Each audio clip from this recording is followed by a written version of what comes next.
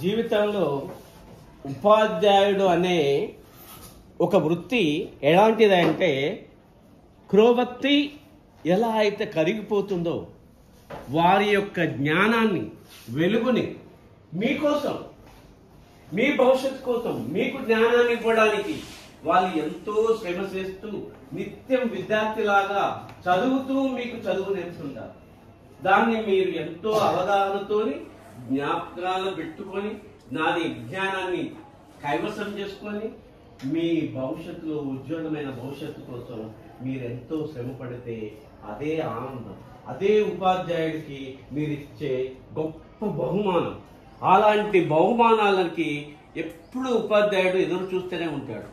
ఆయన ఎప్పుడు కలుగుతూ మీకు వెలుగునిస్తున్నాడు. మీ భవిష్యత్తు కోసం, భారతదేశ భవిష్యత్తు కోసం, ధర్మం కోసం, దేశం కోసం మీలాంటి యువతను ప్రోత్సహించి మీ యొక్క ఉజ్వలమైన భాషకు ఒక భావితరాలకి తను టార్చ్ లైట్ లాంటి వాడు, దారి చూపెట్టేవాడు.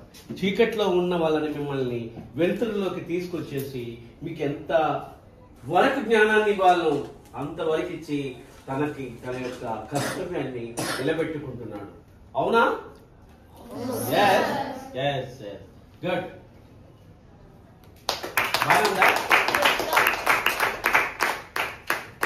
ఎప్పుడైనా రికార్డింగ్ చేస్తున్నామంటే స్టార్ట్